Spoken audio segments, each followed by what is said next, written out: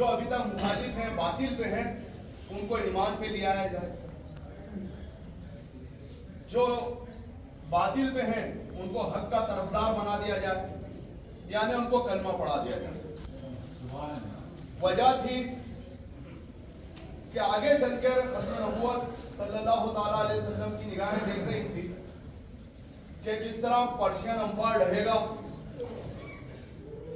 کیسر و کسرا کو مسلمان فتح کرے گا، تو پھر افرادی طاقت کہاں سے لائی جائے، لوگ کہاں سے آئے؟ یہی عرب ہیں جن کے ذریعے آگے کیسر و کسرا کو بھی فتح کرنا ہے، تو جو آج تک ناحق پہ ہیں ان کو حق پہ کر دیا جائے، ان کو کلمہ پڑھا دیا جائے۔ تو حضور پاک صلی اللہ تعالیٰ علیہ وسلم 10 رمضان المبارک کو چلے 10,000 کا لشکر لے کر، اور 17 رمضان المبارک کو یہ پورا کیمپین پورا ہوا، مکہ فتح ہوا۔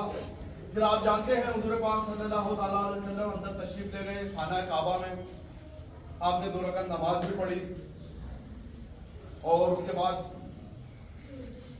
حضرت بلال رضی اللہ تعالیٰ عنہ کو خانہ کعبہ کی چھت پہ چڑھا دیا۔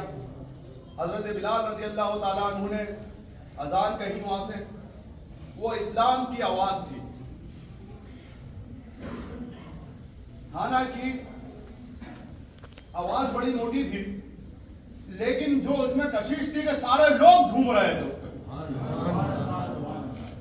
آپ صلی اللہ تعالیٰ علیہ وسلم نے اعلان کیا کہ اب تم لوگ بتاؤ میں تمہارے ساتھ کیا کروں، کیا کرنے والا ہوں، کیونکہ جب سے میں نے نبوت کا اعلان کیا ہے تب سے تم لوگوں نے مجھے اور ہمارے ساتھیوں کو ٹھیک ڈھنگ سے رہنے بھی نہیں دیا، نہ مکے میں نہ ہجرت کے بعد، کبھی چھوڑ دوڑتے تھے، بدر میں آ گئے، احد میں آ گئے، خندق میں آ گئے، تو جب تمہارے پاس طاقت تھی تو تم نے کیا کرا یہ تم جانتے ہو، اب میرے پاس ہے طاقت، اب بتاؤ میں کیا کروں۔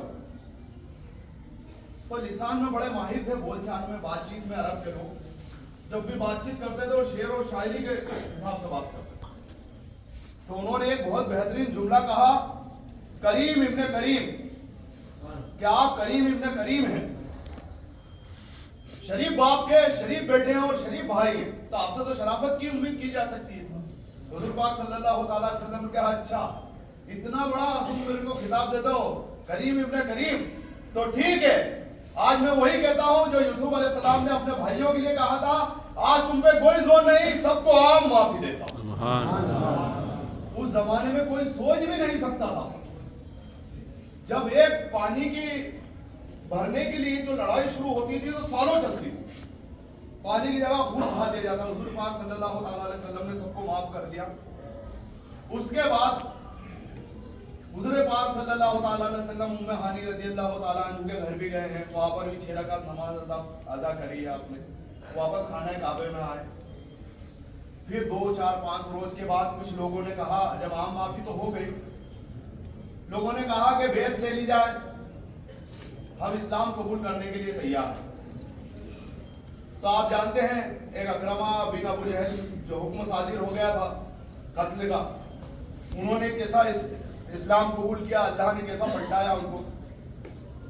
ایک شخص جو حضرت بلال رضی اللہ تعالیٰ عنہ ان کو کنونس کر کے لائے، حبشی بن حربہ، وحشی بن حربہ کو لائے کہ بڑے بڑے لوگوں کو معافی مل رہی ہے، کام کرو تم بھی چلو۔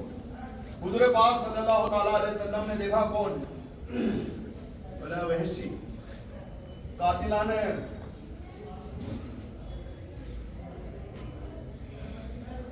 یا رسول اللہ، اچھا حضرت حمزہ رضی اللہ تعالیٰ عنہ کا قاتل، ٹھیک ہے یا رسول اللہ معاف فرمائے۔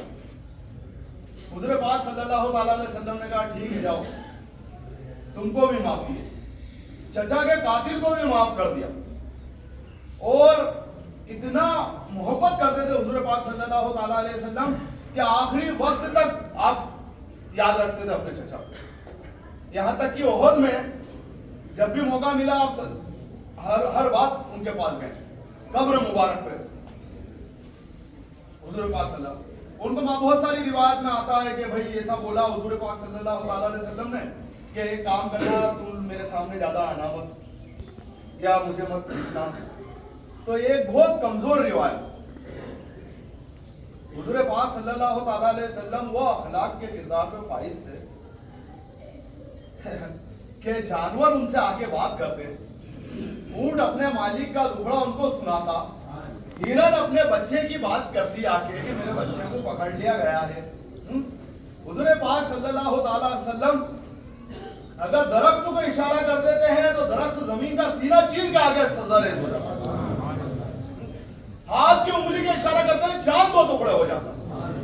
हजरत अली रजी अल्लाह तआला अन्हु के असर की नमाज कदा हुई, इशारा करते हैं डूबा सूरज वापस पलटता है। वो सहाबा कहते हैं कसम खुदा की हमने देखा ऐसे वापस आया जैसे रस्सियों से बांध के मुस्तफा ने खींच दिया। तो वो क्या किसी का दिल दुखाए, माफ कर दिया वहशी को भी। लेकिन ये जो बंदा था हजरत, इसने ओहद में हजरत हमजा रजी अल्लाह तआला अन्हु को फेंकने वाला एक हथियार रहता बर्छी, पूरा प्लानिंग करके मारा। उस जंग में इसने किसी को भी नहीं मारा, सिर्फ एक हजरत हमजा रजी अल्लाह। इनसे वादा किया था कि तुम्हें गुलामी से आजाद कर देंगे। हिंदा वगैरह ने भी बहुत उत्साह, इनको गुलामी से भी वापस कर दिया, लेकिन वो ड्यूटी वैसी कर रहे थे गुलामों जैसा, तो स्टेटस मिल नहीं पा रहा। इस्लाम कबूल कर लिया। फिर आप जानते हैं कि जंगे यमामा हुई हजरत अबू बकर सिद्दीक रजी अल्लाह तआला अन्हु के दौर में, सन 15 हिजरी। वो जंगे यमामा में मुसल्लमा बिन कज़्ज़ाब करके था एक, जिसने नबूवत का दावा किया था। 30,000 का लश्कर इकट्ठा कर लिया। सबसे पहले गए अकरमा बिन अबू जहल, वो पसपानी कर पाए इसको। फिर खालिद बिन वलीद रज़ियल्लाहु ताला अन्हु को भेजा। ये समझ लीजिए इसका क्रूशल टाइम था कि 1200 सहाबा उस जंग में शहीद हो गए। जंगे यमामा 1200, इतनी सख्त जंग हो रही थी यमामा के मुकाबले। 500 तो लोग तो हुफ्फाज़ इकराम थे, उसमें हाफिज थे 500 लोग, तो इनके ऊपर कर्ज था। तो इन्होंने जैसी प्लानिंग ओहद में की थी वैसी प्लानिंग इन्होंने यमामा में की। वहशी बिन हरबा ने वही फेंकने वाला हथियार था, वही ढूंढने वाला, छुपने वाला, और जो इन्होंने फेंक के मारा तो एक बाग था उसमें हो रहा था। तो जब बाग के अंदर जो इसको पड़ा मुसलमान बिन कज़्ज़ाब को बच्ची, तो उछल के 3 फीट जाके एक झाड़ के अंदर बेहोश कर दिया। तो बस लश्कर बिखरा। खालिद बिन वलीद रज़ियल्लाहु ताला अन्हु आए, भागा लश्कर झूठे नबियों का जो नबूवत का दावा कर रहे थे। बहुत सारे लोग वापस ईमान ले आए।